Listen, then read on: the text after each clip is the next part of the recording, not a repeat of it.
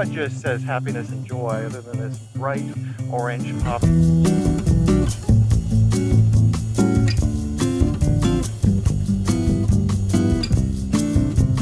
I wanted to share with people some springtime happiness from Southern California for some of my designs. And I'm not going to go into detail.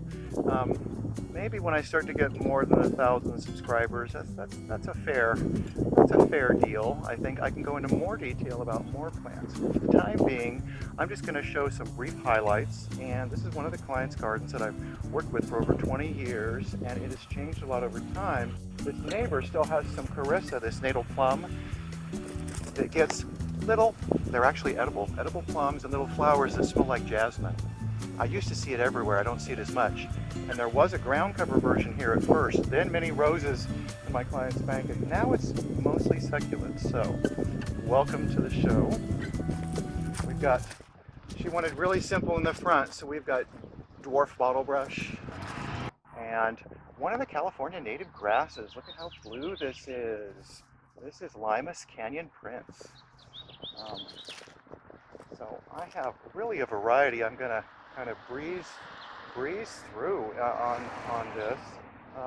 Lots of succulents mixed in here, and along with this beautiful little sedum that when they're in full sun, it's past its peak, but some of these just turn really yellow over the green in winter, and it's a fresh green with yellow. Then, I know I've got more of these in the garden, I'm going to point it out now. This beautiful, it's kind of what I would call a putty, kind of yellow, not quite blue, quite gray. It goes with many things. This Graftivaria and this speckled aloe. And one of the reasons I was really motivated was the poppies are blooming, the California poppies. We've got this blue aloe that has a nice kind of spiring arms. This is Cryptopodia, I hope I'm pronouncing that correctly. Bluish, very tall spikes. Look at this cute crown of thorns that's pinky white.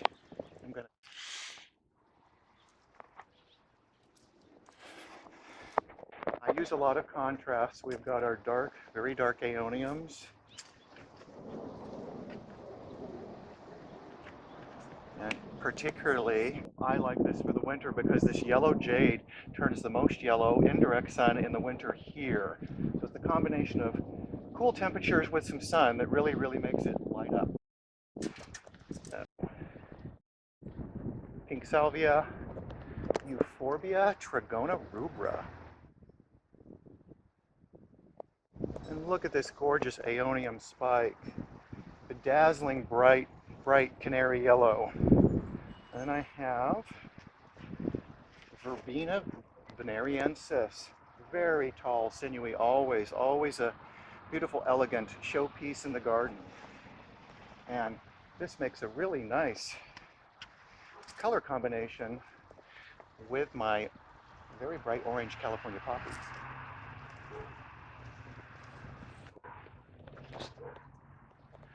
Now, what just says happiness and joy other than this bright orange poppy between kind of winter, spring, summer? Probably very heavily here springtime. As you start to get norther, it's a little more summer bloom. But they have this very lacely, somewhat like parsley-like foliage, in either a light green or a blue green or kind of a gray green. Very distinctive, very lacy and bright open.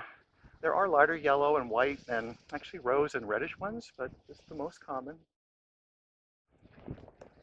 I've got a teaspoon kalanchoe with, it doesn't flower a lot, but it has these orange blooms in winter. It's just a nice touch. And these different aeoniums, and look at, this is one of the larger leaved and larger flower aeoniums. It's the size of my head. So the aeoniums here between kind of winter, spring, more winter, spring than summer. Not every year, but heads every so often, especially some of these large flower ones, really put on a show. And these conical yellow flower clusters, amazing. And this is called by several names because eventually the bottom swells. It's called elephant palm, but it's not a palm. or ponytail palm, even though it's not a palm. This is Bucarnia crevata variegata. So normally they're green, but I like this one for the extra brightness of having the stripe on the edge. So back this way. I've got crepe myrtles, which they're not doing anything until summer. They're purple. And one of my favorite landscape kind of architectural showpieces. This is Mahonia lamarifolia.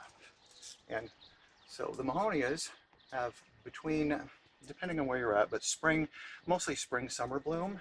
And after the bloom, they get berries. And I'm really glad these lasted from last year. I didn't expect this. So you're getting kind of 2 for 1. And this particular Mahonia has a spoke, a wheel-like structure when it comes out. And the leaves are holly-like, easy to maintain, moderate water. Should do a video on that. Let me see. Here, I really love gasterias. So gasterias are succulents that are, most of them are tight. They vary a lot. There's green ones and speckled ones and whitish variegated ones. But the gasterias during the year put on this really, really lovely show of, usually, many of them look just like this. They're pinkish flowers with touches of white or green. And the hummingbirds love these. So low care, succulent for full sun, too bright. And Alstroemeria, one of my favorite flowers. Excellent, excellent cut flower. It lasts a week or two. They're juicy and joyful. Let's see.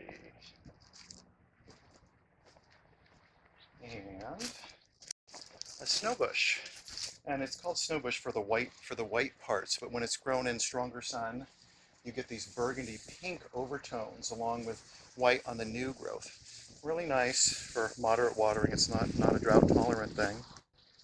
And the poppies love drier, open soil, and look how they've sprouted in the gravel. So they used to... And here I've got a red, smaller flowered crown of thorns.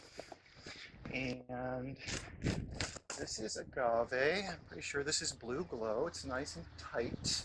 It's got a very spiky tip, and there's just a little color in the edge. It's a good, one of the more compact ones. And here I've got another gasteria. So I'm going to point something out. This is regular star jasmine, and I have variegated star jasmine. Similar, slower growing, same flower, same beautiful scent come later spring, summer. I have a video I can show that on the future on this, so hopefully I'll get my subscriber count up. A little path down here. And this needs a little cleanup, but I've got a Dracaena in a pot with this beautiful Ripsalis capilliformis that just has a nice cascade over the side, succulent. So, squirrel's foot fern, Divalia, and they call it a squirrel's foot fern because of the those teeny little ends that are super tiny and fuzzy, that are kind of sort of reminiscent of a squirrel's foot. So it'll kind of slowly clamber over the edge, and this has very lacy, soft foliage. This makes a beautiful little cut in a vase where you can just take a stem and place it in a vase. So very pretty with just a flower. I think it's one of the nice foliage cuts for a flower arrangement. But this is very streamlined with just the Sansevieria succulent and Aeonium kiwi in the front.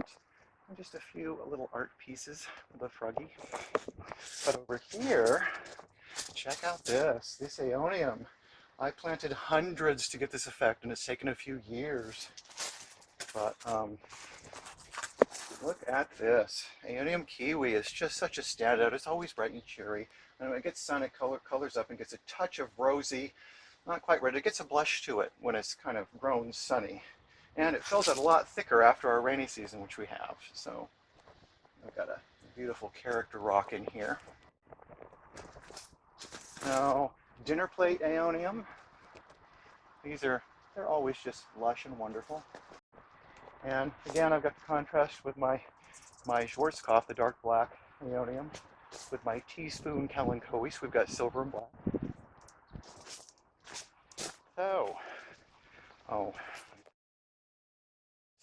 I've got one of the candy corn aloes that blooms on and off all year. Isn't that cute? There's a lot of little treasures here. Lizard. So, I just wanted to share one of my gardens with you, the front garden, and kind of welcoming and sharing some springtime joy. So, welcome to my world, everybody. Happy springtime.